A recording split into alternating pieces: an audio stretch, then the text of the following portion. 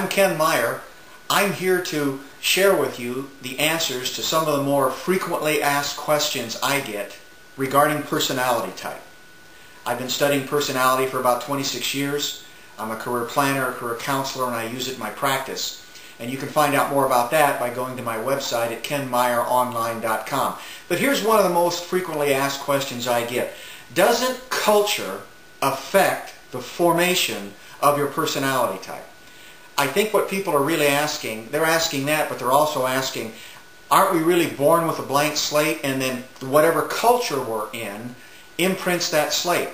And I'll be real honest with you, at the risk of making some people angry, I think people are also asking that for ethnic reasons. Doesn't being born from a certain ethnic background imprint and affect the personality type?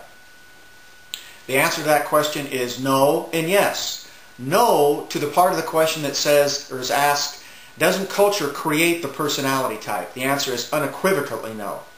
The answer is yes, in that the culture will determine to a great degree how you're allowed to express your personality type.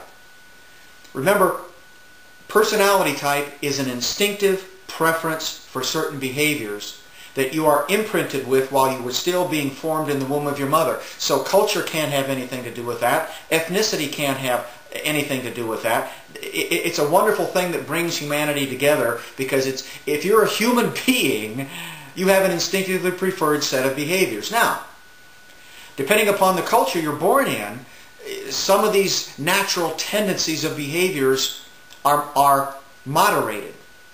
For instance, I'm an introvert. I was born and raised in America. I'm an American.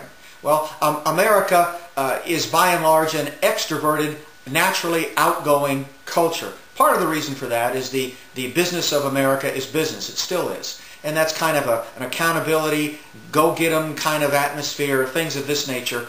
You see this in the competitive nature of the American culture. Well, if you're an introvert, that's kind of counter to who you are, because of where your energy source comes from. I'm not going to go into that in detail right now. Just trust me for a second. And you can learn more about the difference between extroverts and introverts by going to my website, kenmeyeronline.com, opting in, get your free gift, and then you can pursue some of this other information. But again, once you're born, your type is blueprinted. It's there.